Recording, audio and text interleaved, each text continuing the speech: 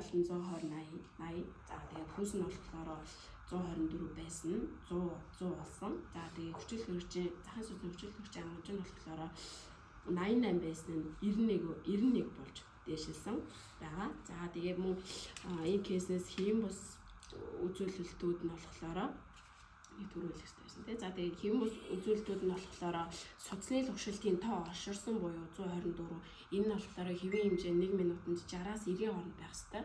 За тэгтэл 124 болж орширсан байгаа. За тэгээ мөн өөр нэг хэвийн бус хэмжээ нь болохоор захын судасны хүчил төрөгчийн хангамж нь 95-аас 100-ийн хооронд байх ёстой байтал өвчтөн маань 88 байсан. За тэгээд энэ өвчтөн дээр бол яаралтай амин үзүүлэлтүүдээс яаралтай зүйлгээр судасны тоо орширсан хүчил төрөгчийн хангамж буурсан гэсэн энэ хоёр чухал үзүүлэлтүүд нь байна. За тэгээд мөн сувилгааны онц талаас авч үзвэл одоо судасны лувшилт орширсан буюу тахикарди.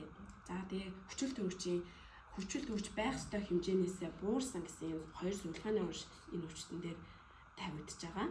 За тэгээд цаашид өвчтөнд авах арга хэмжээ гэвэл өвчтнийг 50 миний тусал хөвлөгчийн зөөс гэвэл өвчтөнд 50 байлгаж амин үзүүлэлтүүдийг ойр ойрхон хэмжиж явах шаардлагатай гэж.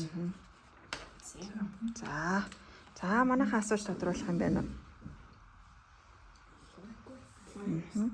За тий хяналт дээр бас түлхүү авч хэлэлцүүл зүгээр тий. Одоо нөгөө эм чин конкорыг өгье зүйлсэн байна. Хүчил төрөгчийн гуур залгуулсан байна тий. За ийм тохиолдолд бол хийхээс өмнө тий үйлдэлүүдийг ямар нэг эмчилгээ хийхээс өмнө болон хийсний дараанууд бас хяналтууд явж ивэл их зүгээрээ. Тэгээд энэ талаараас бас ярьж дээ тий. Тэгээд ингээд 3 баг маань гуруула кейсэн дээр маш сайхан тодорхой гоо ингэж харилцаж хоорондоо ямарч байсан амин үзүүлэлтүүдийг яаж хэмжих, яаж үнэлэх, за яаж одоо нөгөө хянах, мэдээлэх гэдэг аргууд дээр суралцаж чадсан болов уу гэж бодож байна. Тэгээд энэ маань илүү нөгөө практикт ажлын байран дээр илүү ингэж гардан байдлаар хийгддэг учраас цаашдаа ялангуяа энэ одоо тараагдаж өгсөн гардан үйлчлүүдийн маягтуудыг тийм цээжилж бүр ингэж сурах, өөртөө хөвших, дадах ийм ажлууд маш их хийгдэх хэрэгтэй.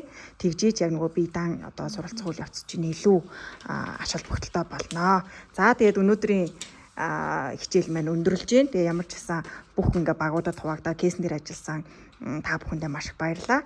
За тэгээ хичээл маань өндөрлөлөө. За баярлалаа.